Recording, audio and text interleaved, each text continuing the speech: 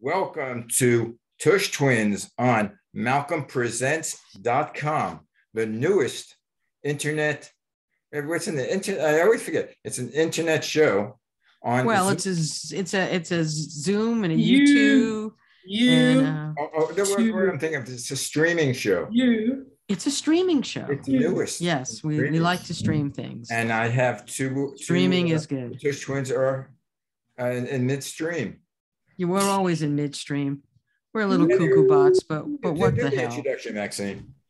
So, well, you know what it is. Move over, Lucy and Ethel, Laverne and Shirley. You got to do your Ricky accent.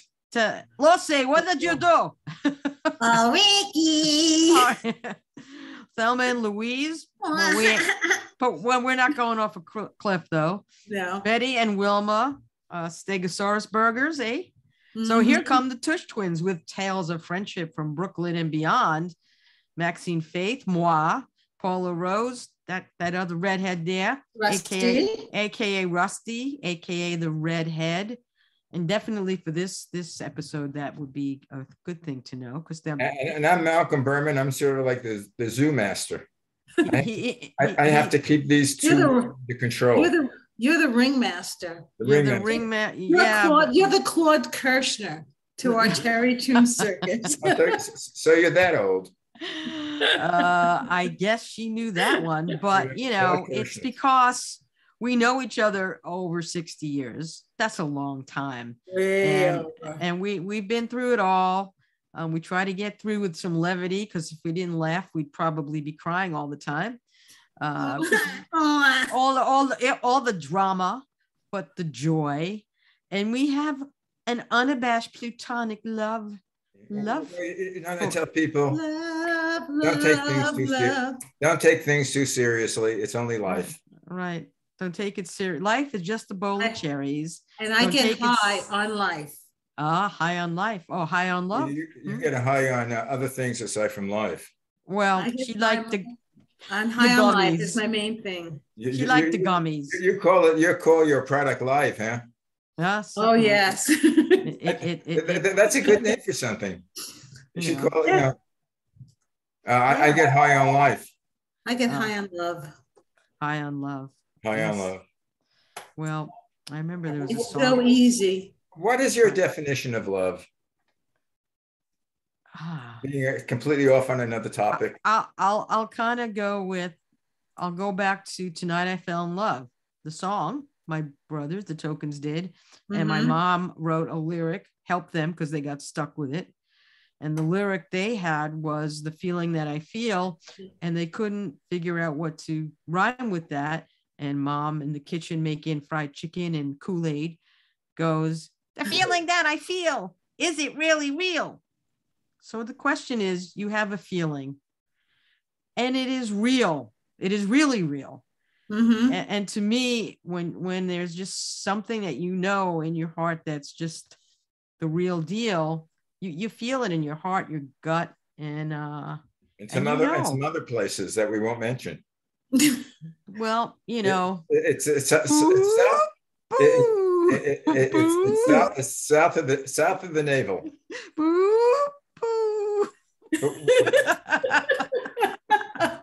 What's the difference between love and lust? Oh, lust is like, lust is fun. Lust is like, I gotta jump your bones now. Love is like, let's be tender and feel each other up first. I don't know.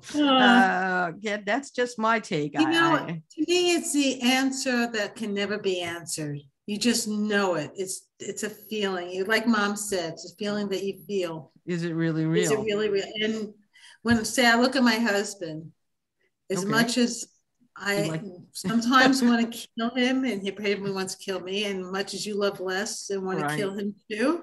Right. I see him, and it just makes me happy to be with him. Holding his hand, it feels like love. You say, "Oh my God, why?" Oh my God, okay, why? So now, oh my God, why? Why?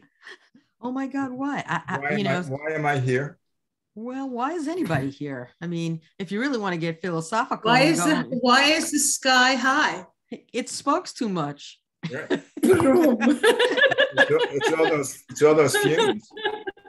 Well, that's what we said, because this was when we wrote that ridiculous thing. We're looking at each other in our Mitch's man cave. We didn't even know it was a man cave back then, but we didn't call it a man cave, but we knew it was a cave. Why is the sky high? And then the bongos. You called it his den of iniquity.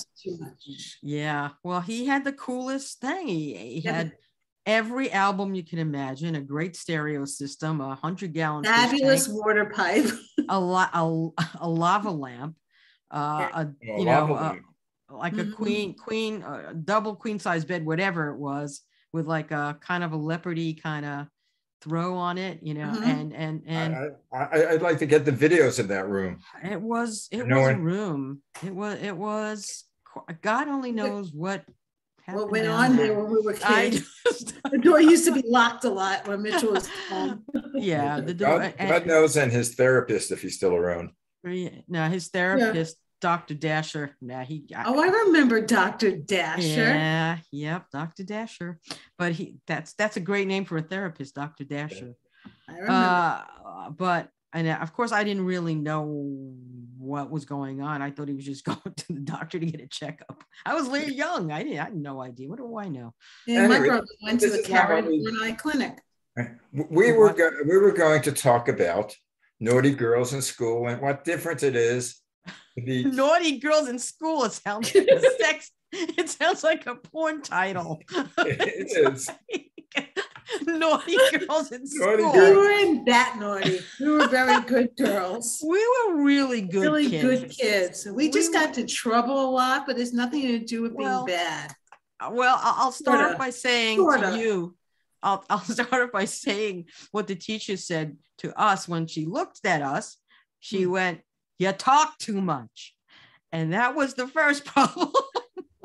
Because in second grade we would get ourselves into trouble. And we had a guy, a little guy, another redhead, a redhead with a shock of red hair, which was I remember it. It's clear as day. His name is Guy Schwartz, and he would like tag with us, so he would always get in trouble. I remember we were sent out.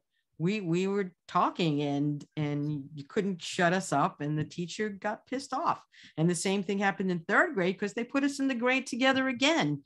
How long did it take for them to realize they shouldn't put us in the same class? And after the fifth grade, there was a note on our permanent records in school, never to put Maxine Margot or Paula Nowak in the same class ever, except they couldn't help it in chorus. We were always in together. Right. We were but always sixth grade was the first time we were ever separated from class. Right. Do you realize that 60 years later, you still talk too much? No, you don't talk enough. Talk too much. You worry me to death. You talk too much. Mm-hmm. Oh, well, anyway. What's the name of that song? You talk too much. I talk too much? No. I would think of yakety yak. Don't talk back. Don't talk back. Yakety yak. Well, we were yakety yaks for sure. And we used to pass notes. We were, you also I remember one time getting in kind of trouble when we did the stupid, the duck and cover, and you had to go into the hallway and like be really quiet. We weren't. And the teacher really got pissed because we would say like, we're dead. It's like, if a nuclear bomb goes off, we're going to be in the hallway and we'll be like frozen like this, like Memphis, like in Italy. Anyway. You won't get hit with any wood, but you'll be fried. Right, exactly. So, But I'm picturing you two or your grandchildren now, or if they're young in school, they don't talk or they don't pass notes, but they do. They texting. Because this is what they do. Their note passing. This is it.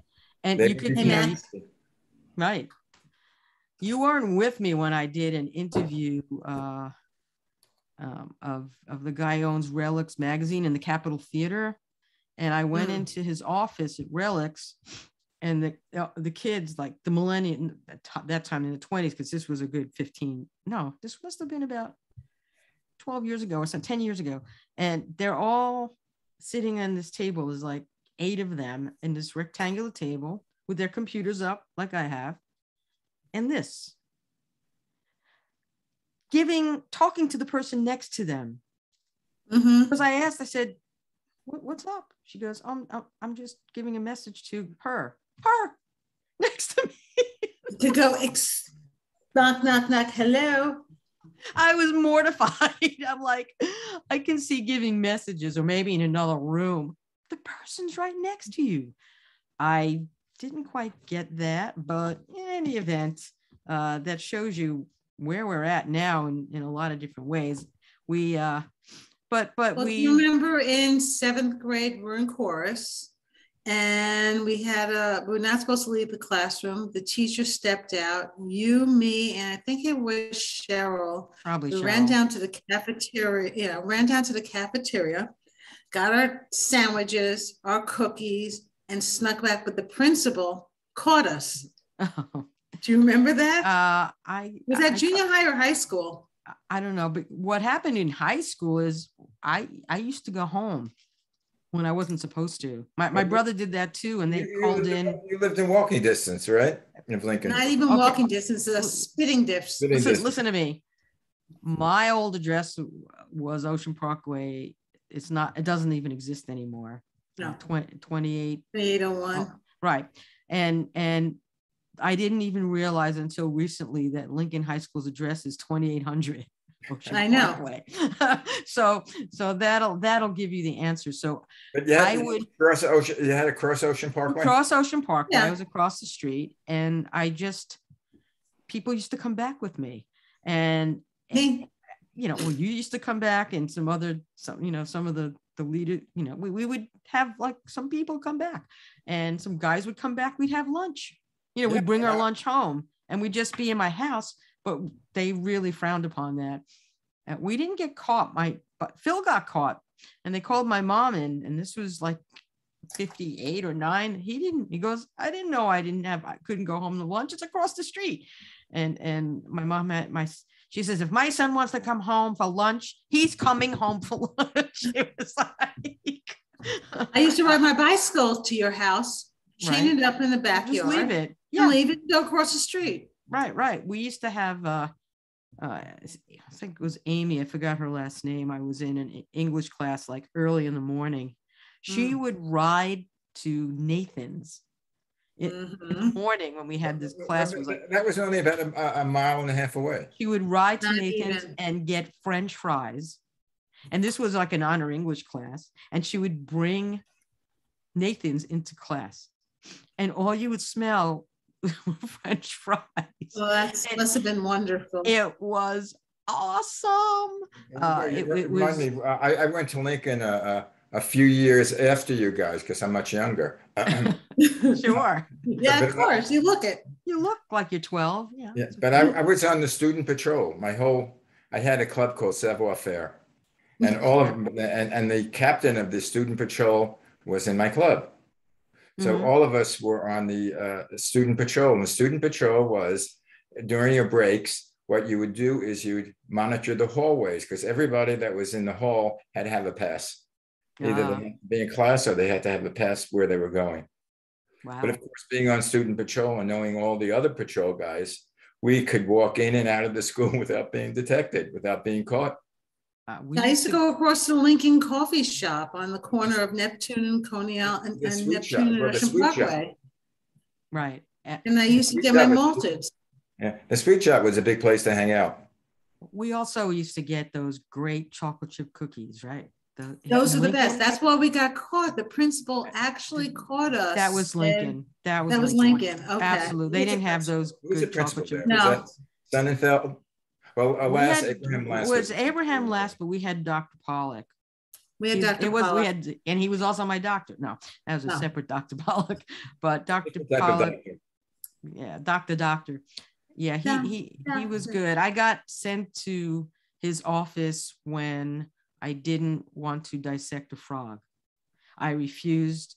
I refused too. I refused, but they sent me to, you know, I had to go out, and they put me in his office, and then he goes to me, "Where do you really want to be right now?" And I said, "I'd like to be like in the music room."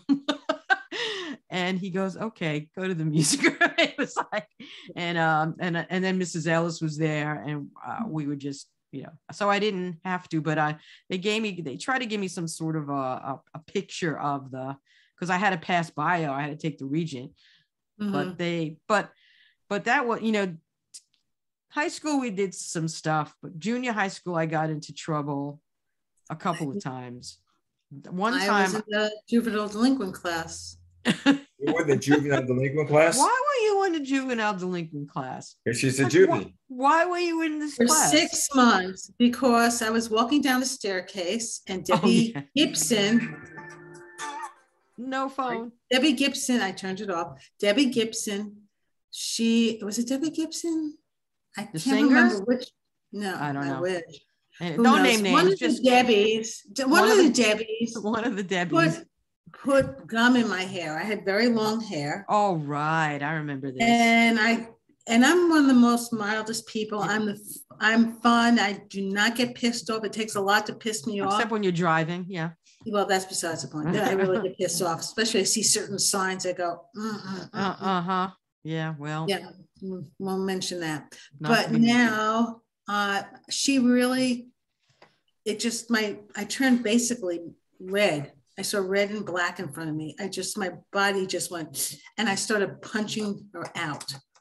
I punched her. I knocked her down the stairs. Oh, it was Debbie A. That's all. Okay. No, don't say names. No. Okay. No, just Debbie A. All and right. This Debbie and she and this other woman, Lindsay, they put gum in my hair, and I just punched them out. I just went crazy. They didn't get in trouble for putting gum in my hair, but I got in trouble for violence, which I understand, but they put me from a regular classroom to the troublemakers classrooms for 6 months. And I was terrified. Most of these kids were scary. Gangsters. But here's the but. I ended up being their friend, and they protected me. And I would stand in the street corner with them with a cigarette in my hand, never even put it to my mouth, but like I was cool. I had a cigarette or a joint. Oh, yeah, Miss Cool. But did you wear a T-shirt with the overalls? No, no. She just. Those days she had to wear dresses. Yes, they wouldn't let you wear pants. Girls couldn't wear slacks. Right. Nope, only on snow days. Right. You couldn't. And actually, the same boys could not wear jeans, dungarees. Yeah. Well, today that's a whole other. But my senior year in high school, I started wearing hot pants and micro mini skirts. Did they send you home? That's why I was in that class. That was a major problem. But after that, 6 months. And why were you in trouble, Max? Oh, I have this is a really, scary story. And you I was in home ec, we had to take home ec. We had to learn how to sew. We had to learn how to bake, cook, whatever. Of course, you're girls. What could you grow up to be? So what could it be? Right, exactly. Couldn't do any. Couldn't be anything else. Right, yeah, that's what they were training us for. So I didn't feel that the recipe gave us enough chocolate chips. So I went in and I took chocolate chips, extra ones. I don't remember the teacher's name. I couldn't stand her in general. So she saw me coming out of the closet and my hand was like clenched, little. She goes, "What are you doing in the closet?" And I said, I just came out of the closet. I just came out of the closet. So she goes, "What's in your hand?" And I open my hand. Nothing. And there's some extra chocolate chips. "You took extra chocolate chips. You're going to the guidance counselor." She sent me to the guidance counselor. No joke. I go to the guidance counselor. My hand's still like this. She goes, "Why are you here?" And I open my hand and it looks like shit. I'm sorry. because the chocolate chips melted. And she goes, what is that? I said, it's a few chocolate chips. I just wanted them the cookies to taste better. So I took a few extra chocolate chips. And she said, wash your hands and get out of here. That was it. It was like, that's what I'm being sent for. Do you realize in today's world, you could tell, well, I went to the girls' room and they didn't have toilet paper. Right. Well, one time in Lincoln, when the SDS came in Kent State that day, right, and it was all hell broke loose, I went to the girls' bathroom and there was a toilet paper on fire in the girls' bathroom. And I put it out and a teacher came in and says, what are you doing? I'm saying, this was on fire when I got in here. I'm stopping the fire from like engulfing the rest of the bathroom. She goes, you need to go to your homeroom. I said, yeah, but I had to go to the bathroom and luckily I was here. Don't you think? Oh, well, I don't know. I just, it's what about crazy. Uncle George, Max? Oh yeah. Uncle George. We used to give him a hard time. Uncle George was my mom's uncle, my great uncle. He was our science teacher. Yes. He was the worst science teacher ever. We had Uncle George. Uncle George. Is that in Lincoln? No, we went to James J. Reynolds Junior High School 143, which was across 43, the street. not 1, it's 43. 43, and it was across the street from Sheepshead Bay. The bay, you look out the window, it was gorgeous. Yeah. You it probably was better than Mark Twain, because Mark Twain had a bad reputation then. Yeah. Well, he used to, matter of fact, Uncle George, he was the teacher over in photography and science teacher at Mark Twain. He was semi-retired and had a couple years. He just decided to go to this new school, which we were the second graduating class. Right. So Cheryl would take the science test. She would give me the answers. You would take the science test. You would give me the answers. So she got good grades. We had to study. So my uncle study. I know. But Uncle George came to my house for dinner, as always, my aunt Fanny. So they would come to my house and my mother would go, so how's school? He goes, you know what? Your daughter cheats. Oh, really? So he knew what was going down. Oh, of course he did. Yeah, he goes, yeah, she told me. She said you're a horrible teacher. Oh, that was mean. That was mean. But I was. We all laughed, but he says, yeah. Well, another thing in junior high, I had art. I had major art. I had music and major art. And I had Mrs. Savage, who I loved. I just adored her. She was one of my favorite teachers like ever. And she would tell us about during the 50s that you would go to Cuba for the nightlife. And she would tell us stories about Cuba.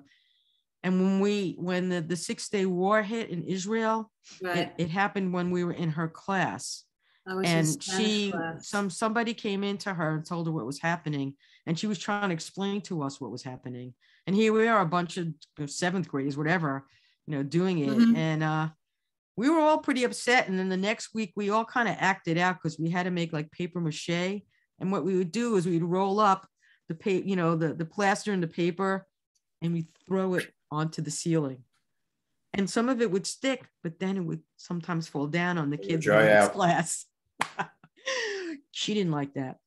we were given no one got in trouble, but she was kind of pissed off, and we didn't really want to piss her off because she was too nice. Can you compare this to these are mischievous pranks, but what's happening in today's school, where a mischievous prank is that you take they bring a gun in and shoot 2 people. It's really, while we had to take a knife and cut up the teacher. We had to do duck and cover and do air raid drills. Yeah, they have to do active shooter drills. Could you imagine the effect on these kids now, especially the younger ones? Especially in grade school, they're doing active. Can you imagine going through a metal detector when you go into class? Yeah. Maxine, do you remember the 2 guys supposed to be the undercover cops? Oh yeah. With those furry woolly vests. Yeah. Trying to be hippies. Like they thought they were hippies, but they were dippies. I couldn't do that. Yeah. And another thing we did that kind of got us in trouble, which we mentioned before, not necessarily in school, but we would go to protests. We would go to Coney Island when our parents say, don't do that. Don't go. We would walk to Brooklyn College Moratorium Day. We actually basically closed down the school with them and went to Brooklyn College and went to Manhattan with them. Right. And we also went to Greenwich Village a lot. Yes. And we would, if there was a protest going on, we'd kind of see that and walk over there when we shouldn't, but we did. I don't remember any protests prior to the Vietnam War. Well, this is not prior, but this was Vietnam War. Vietnam War. Yeah, this was the late 60s, 67 through like 70. Right. I got into City College at 61. Okay. And when I went to 61, the SDS was protest at City. The SDS was protesting the war, what they were doing in Vietnam. And I'd say 90% of the country, maybe more, didn't know we were doing any police action in Vietnam. You know, I'd say, oh, they had the protest. What for? You know, what's happening? Where's Vietnam? But 61, wasn't that the Cuban Missile Crisis time? 60, yeah, 61? We were involved in the altercation in Vietnam. Yeah, so it started before people got wind of it, and the students. Because Vietnam was not a colony of France, but owned by France, so to speak. One time, yes, and they pulled out, and we came in. Well, when they pulled out, that's when the Viet Cong started. Wanted to take over, and that's when the U.S. said, "No, you can't." I forget what because we have to prevent communism. Because if you take over one country, you take over all the countries. Right. I got some. I had some quotes from John Lewis, who was an amazing man. He protested and it was on the bridge in Alabama. I mean, he had his head literally split open. And then now we're getting the civil rights movement. So he was the keynote speaker at my son's law school graduation. I got to meet him. I think that was one of the most a major meets I've ever had in my life. Yeah, he said good things. He said good things about you. He didn't know me from that. He knew my son was graduated, and and I was just so awed by meeting him and shaking his hand and talking to him for 2 minutes and just telling him what I thought, how he was amazing. And so there's a couple of some quotes here that I just want to give homage to him because we're talking about trouble. And he says, this is what he said: "Do not get lost in a sea of despair. Be hopeful, be optimistic. Our struggle is not the struggle of a day, a week, a month, a year. It is the struggle of a lifetime. Never, ever be afraid to make some noise and get into good trouble. Good trouble. Necessary trouble." And he said that to all the young lawyers there. He said, you do what you do, but get into good trouble. You need to fix things. You have to get into good trouble. And he was just an icon. And I don't know, when we see things happening today, I kind of shake my head like, what's going on? But just going back to what you said, you got to meet him, you got to shake his hand, and it was that's amazing. A thing that happened, I remember, shaking hands with John Kennedy. Ooh, before he was president, but he was campaigning, and of course they were in King's Highway by Dubrow's.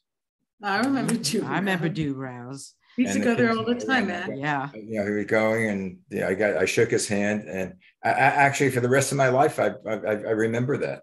Mm-hmm. It's amazing how important if you meet, really like you met John Lewis, but how influential that one person that you admire, that you just got to shake their hand.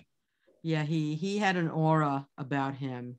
When you meet, you said, what about love? And when you feel it, but when you meet a person of substance, right? There's an aura about that person that you literally around them. You can feel it, and he is one of those people you feel. Well, I know the last Barack Obama has that aura when he speaks. Right. When you see him, I've never really seen him in person, but when you see him on TV and you see the relationship he has with Michelle, and there you can pick that up. Sure, right Or away. the vibration is transcendent. It is. Anyway, guys. Did you want to say something, Paul? You had something. You want to say something today? Which, like the movie Where Trouble Goes, where what was it? Where angels go, trouble follows. Right. We're the angels, and wherever we went, trouble would find us.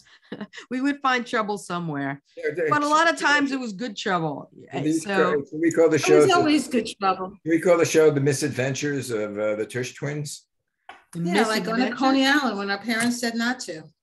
Yeah, but we weren't the only ones. We had some of our Brooklyn gals in that too. Mel and we got to get some of your. We have to get them back. Yeah. We had one or two shows where we had some of them. Well, we had Cheryl, we had Mel. Yes. Randy, I don't think wants to. She won't go on the show. But she doesn't. She's private. That's okay. Yeah, that's fine. So, but those are the main. Randy. Yeah, we love you, Randy. Even though you don't want to come on. There's an open book. Anyway, children. That's children behave. That's what they say when we're together. That's we will. That was the Dude Ranch. We have to talk about trips like that. The Dude Ranch. That was one of the things we should have talked about today. But next week, we can student trips. The Dude Ranch minus the dudes. And Washington D.C. We got into trouble there too. Okay. You're getting into trouble on this show. I'll speak to you next week. All right. As they say, ciao. Tush out. Tush out.